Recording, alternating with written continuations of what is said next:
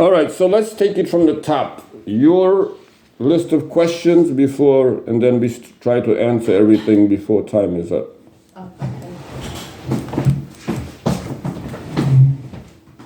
So.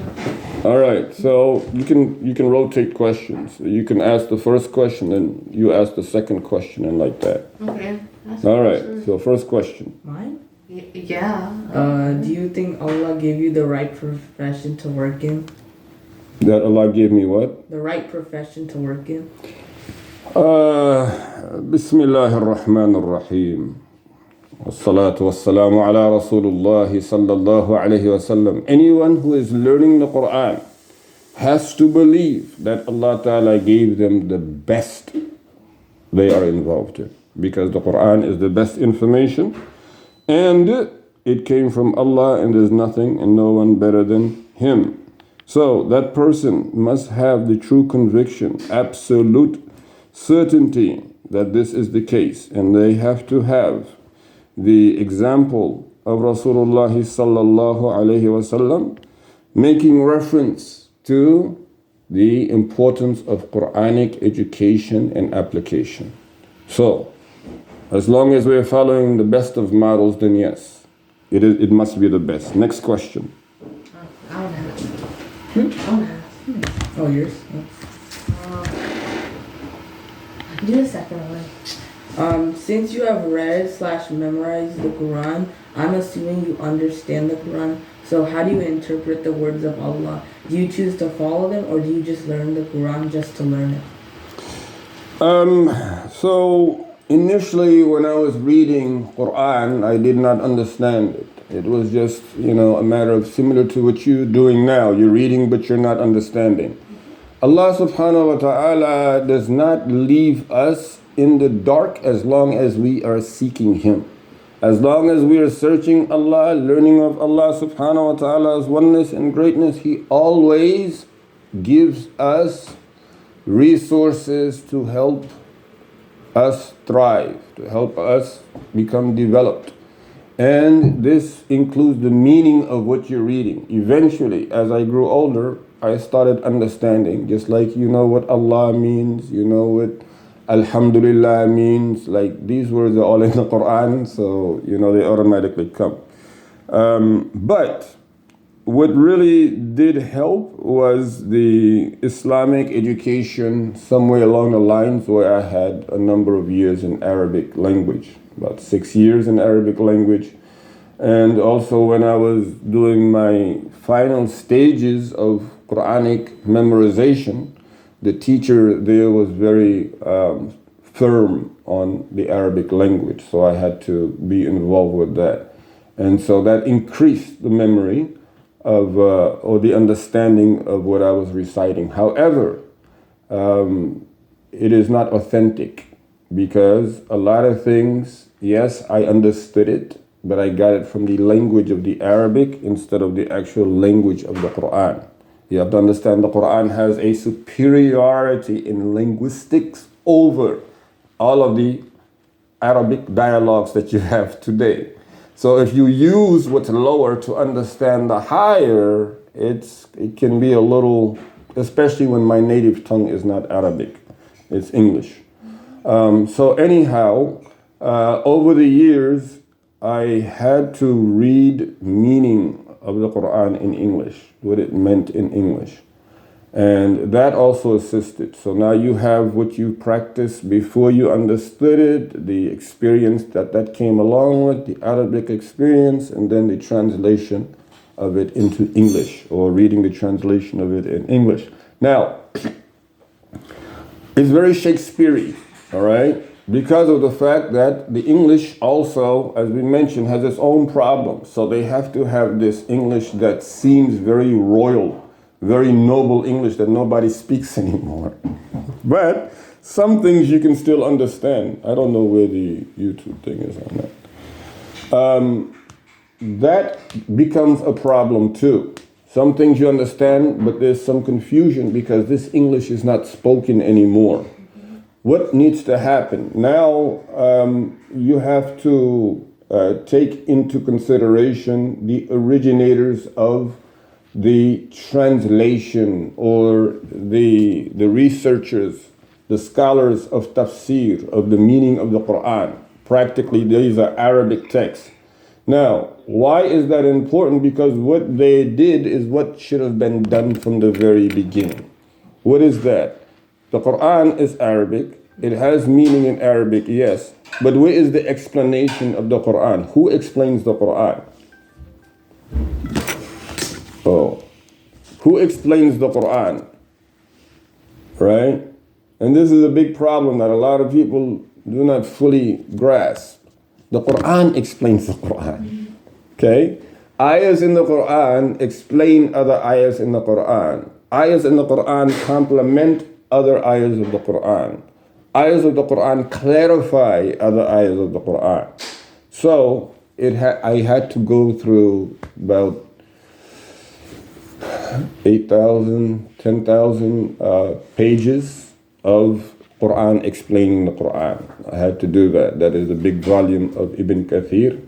And to answer your question, no, it is not the same that you read it and understand it and be able to understand its explanation of itself, its explanation of Allah, its explanation of the Day of Judgment, its explanation of heaven, its explanation of hellfire, its explanation of angels, its explanation of prophethood, its explanation of oneness of Allah, and so on.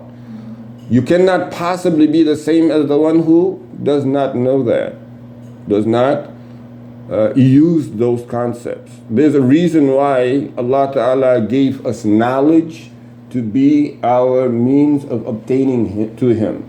He could have given us wind. He could have given us a bunch of stars. He could have given us a bunch of moons. He could have given us a bunch of birds. He could have given us whatever He wanted. He could have given us gold, silver, diamond, real estate. He could have given us all of that to reach to Him.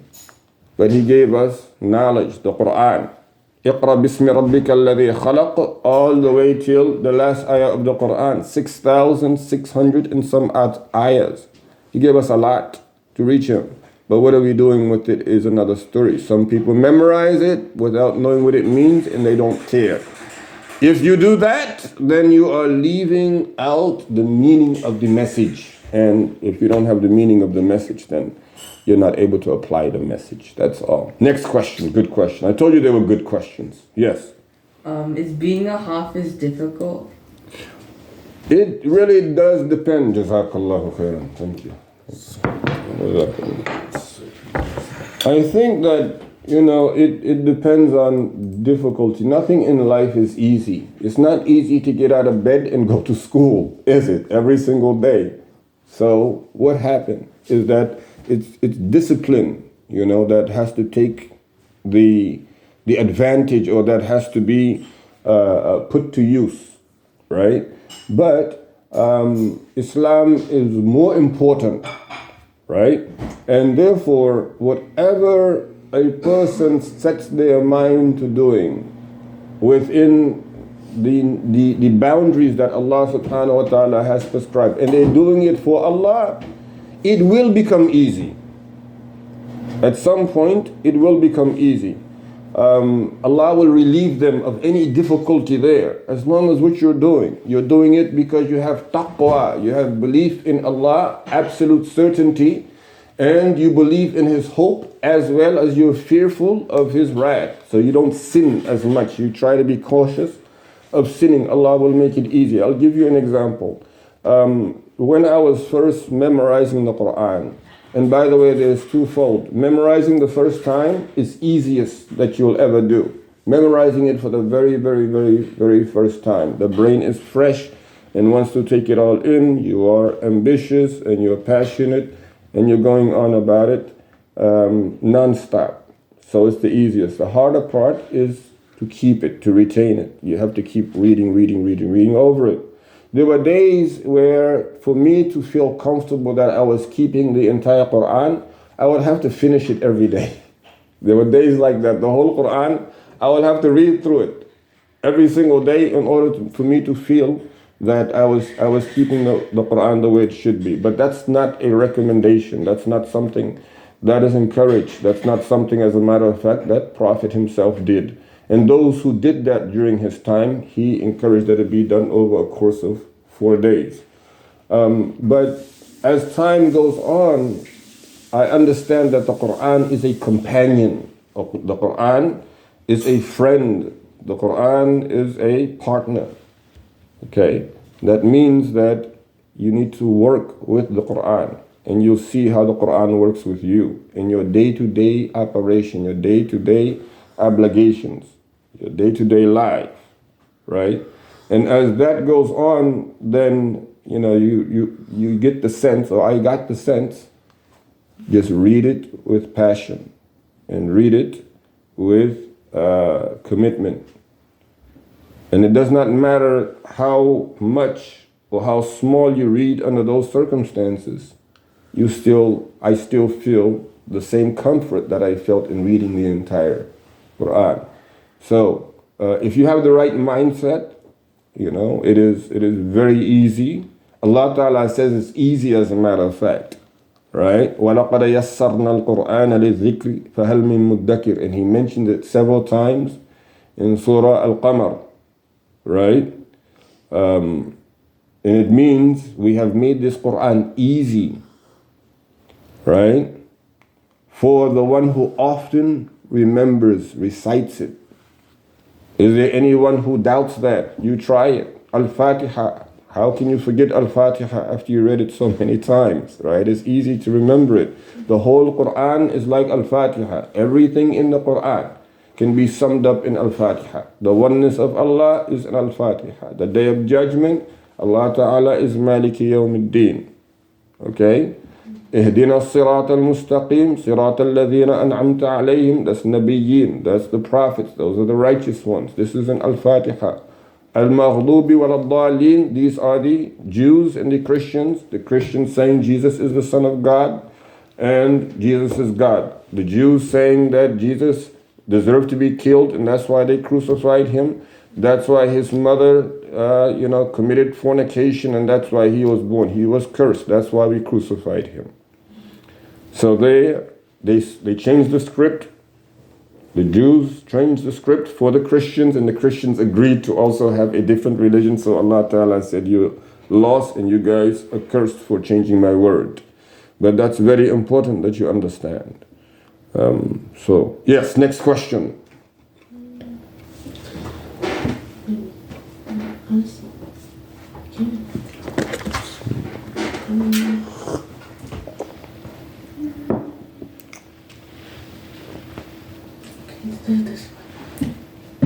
Yeah. Have you become more faithful towards Allah after understanding the Quran? If so, how? Very important. I think that when a person understands not only that the Quran came from above the seven heaven, and just think about that, but sees the fruit of this knowledge with the companions of the Prophet. Among them were 10-year-olds. Among them were the poor. Among them were the needy. Among them were the orphans. Among them were the slaves. Among them were the noble. In other words, you had a mixture of people from various ends of the society who were against each other come together and thrive because of the Quran. I mean, you actually see that. And Allah Ta'ala mentions and makes reference to why and how they obtained that status and what He Himself did to aid them in obtaining the status for us to be looking back at them and understanding why He does not fail in His promises, why He always delivers in His promises. And He has promised that this Quran will be preserved and that Islam will shine even if the most hateful ones of the mushrikeen and the munafiqeen and the those who reject Islam and hate Islam, even if they hate it, it would still prevail. And lastly, knowing my purpose and understanding my identity. I am a Muslim. My purpose is to serve Allah. Allah gave me my life. He gave me my livelihood. He's going to take away my life, and then He's going to revive me after that. None other has been able to do so or is able to do so. Only Allah subhanahu wa ta'ala. And that makes it different from, again, when you did not understand. But does that change your concept at all? What do I mean that does it change your concept? If, by the way, your perspective, you read to a point where you feel your heart being at the seventh heaven. Because, by the way, when we're reciting the Quran, we're not reciting our own words. Allah is speaking to us from above the seventh heaven. That's very, especially, that's why I always remind the people, recite with passion, with comfortability, with ease, these type of things. So you understand and you can get really connected. This is really a very, it is the best spiritual component that we actually have to work with. But that's a very important question. Next question. How many times have you led the prayers? Well, yours truly, Bismillah ar-Rahman ar-Rahim. I'm going to tell you something probably a lot of people do not know. The very first time I led a big congregation was in Africa. And this was back in 1990. I had recently finished, brushing up on the Quran. And I went to lead a very big congregation. It was for Tahajjud prayer. It was the last 10 days of Ramadan. It was for Tahajjud prayer, and these Tahajjud prayers were very rigorous. They read the whole Quran in 10 nights. Yeah, so, your portion was rather big and everything. So yours truly started that back then. It did not turn out very successful. I didn't go back the next day. But from there, I would lead at home. I would lead the neighbors. I would lead, family members like that. And, that was for the remaining Ramadans, 93 and I think 94 maybe 90, but for sure 93. And this was back in Africa. Mind you, I came to United States from 95. From 1995 till 2000, I was leading, or 2001, each year I was leading. I managed to, for 6 years, I managed to lead the prayers at the Islamic Center of Virginia, located off of Buford Road. And so that's where, the popularity back then was, during Ramadan, it really does supersede the popularity today compared to, what things were like back then. But I did that, and after 2002, I think I led at ISGR, and then 2004, and I was maybe off. I think one of those years I was off, but 2005 I was in Texas, and I led Salah in Texas that year. 2006 we returned to Richmond, leading it at the masjid today known as Masjid Yusuf, but before that they were at the Chelsea Apartments. So I led on the North Side Masjid one year. Back then it was Masjidullah. So you're talking 2008 now. 2008 I go to the country known as Ahmadabad, East and West, and I lead 2 to 3 Taraweeh there. First, second, and maybe third. I think I led 3 Taraweeh there. So now it's moving into 2011, 2012. 2013, I returned to Richmond to continue with the Hifz program. I led the Salah at MCC the first year of return. The second year, I led at ICR. Okay, so I led at ICR 2013 or 14.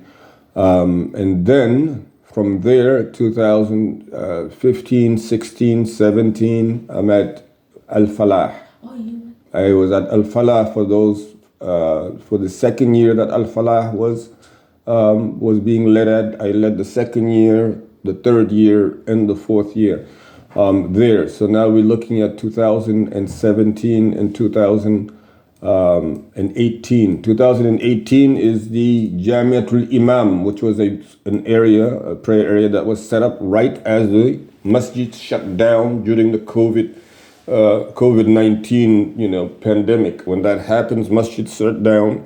This masjid was the only masjid, or this was one of the very few prayer areas that had been erected, and it's located off of Hungary Road. But I led the prayer there. That was 2019, and then the revolution began 2020, and 2021 also, 2021 was the declaration in January, and then in February, or I would say the following year, which was last year, I led at Masjid Bilal on the north side, or on the east end for the first time.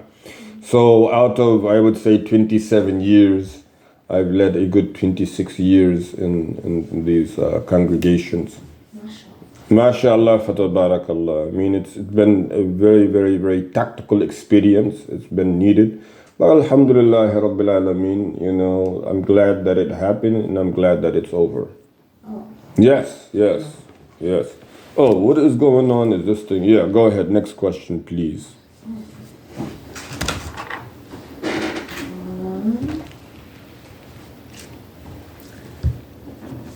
Do 5.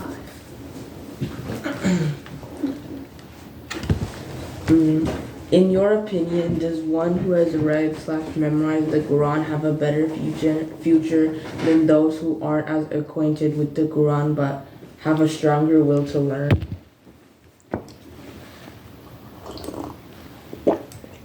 Depending on what they're learning. What is it that they want to learn? Do they have a desire to learn the Quran? Yes. Okay.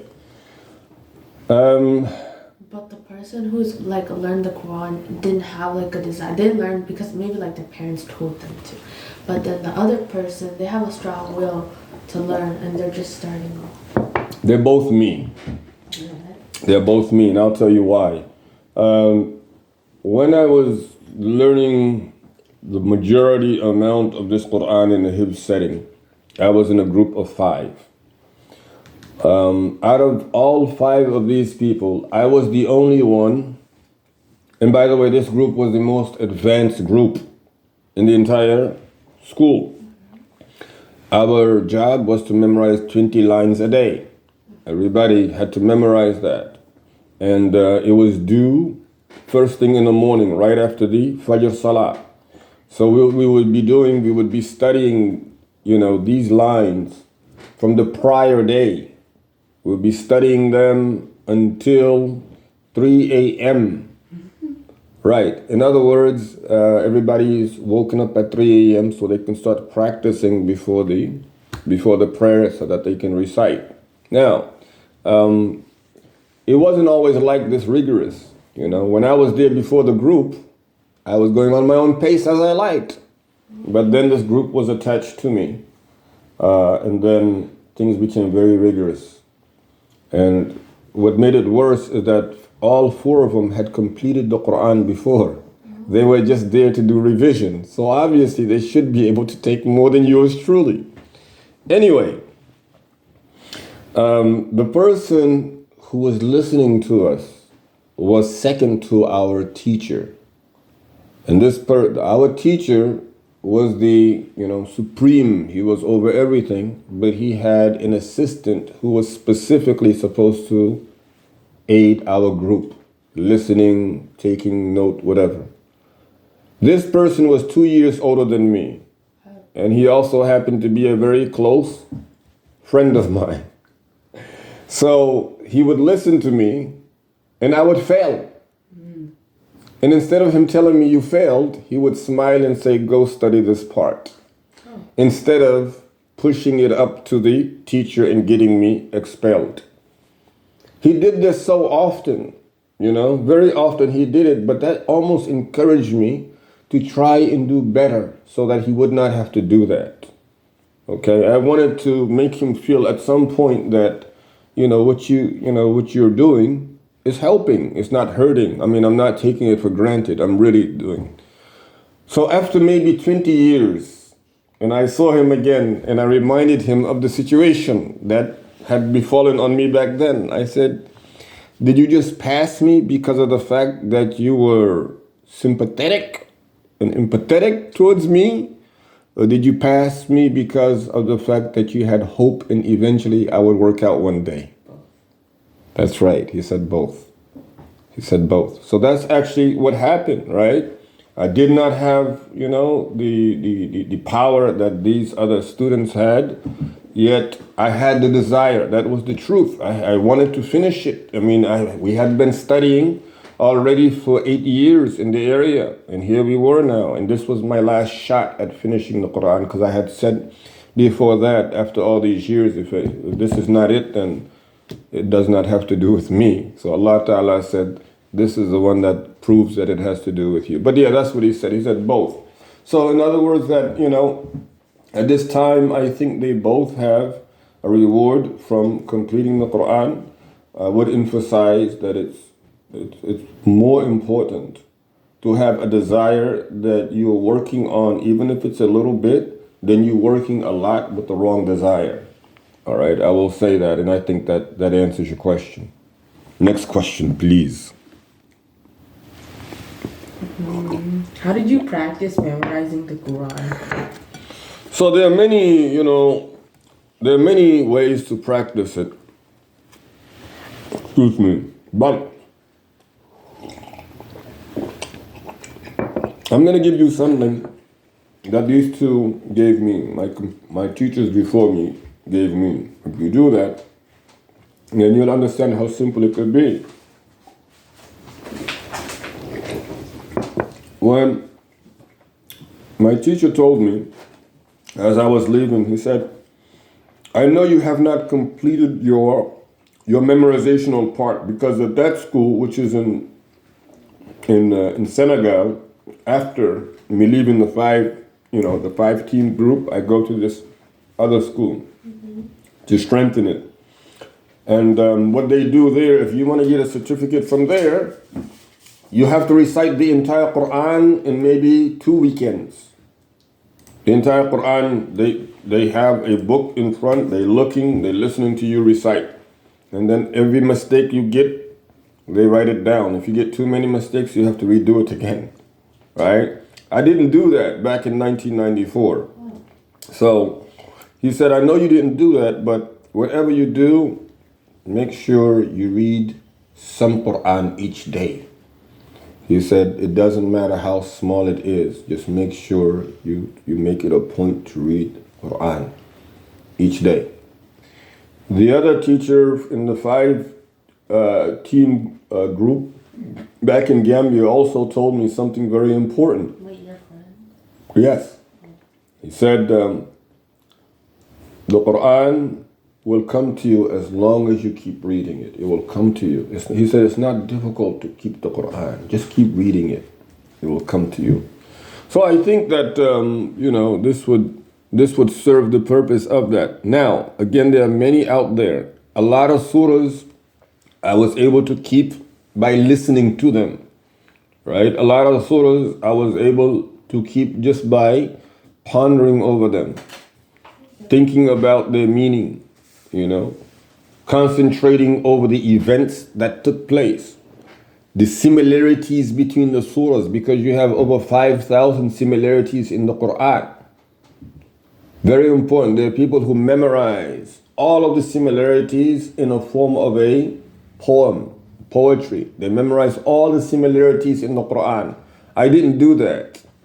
For me, it's more like entertaining, that I read over an ayah and say that this ayah is similar. Let me find out where else is similar to. Why are the similarities there?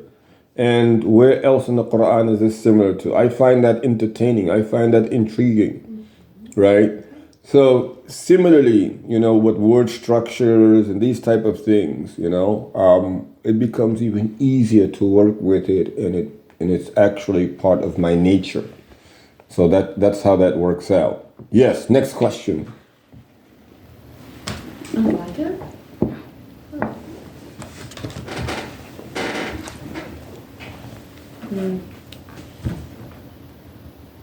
How does it feel to be a hafiz?